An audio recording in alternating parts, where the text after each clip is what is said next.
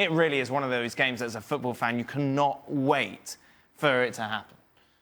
No, and particularly if you watched, I mean, we know PSG are going to be attacking, but if you watched, for those that saw Liverpool at the weekend, 2-1 the scoreline against Spurs, but really and truly, it should have been 4 or 5 and dead and buried. Going forward, they look great. They've actually defended quite well.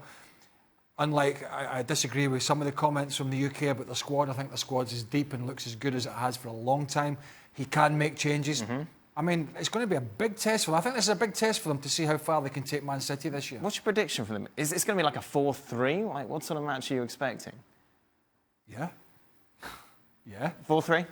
I think it's hard to tell. Just goals.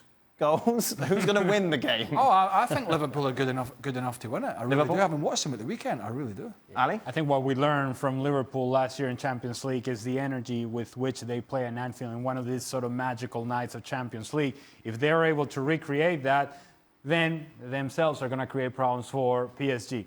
The only issue that I have with Liverpool tomorrow is that if they get too excited, because then you start pushing forward, and it's not just anybody coming your way on the counterattack. It's Mbappe, and it's Neymar, it's Edinson Cavani. It's a different level of talent that one you see on a week in, week out in the Premier League, okay? Because you're not going to tell me that Burnley offers you the same thing here.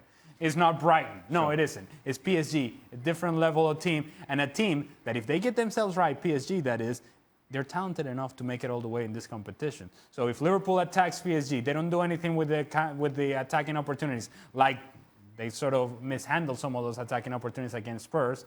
You don't get anything on that end. Counter-attack goes this way, and now it's Mbappe getting on that bicycle. Good luck with that. How would you have coped officiating Mbappe and his pace? Oh, well, you had to anticipate it and make sure your assistant's helping you out as well. Because if you're stopped for pace there, who knows? But tomorrow, let's just hope the game is about the players and the players' skill factor, and the referee team don't make an appearance.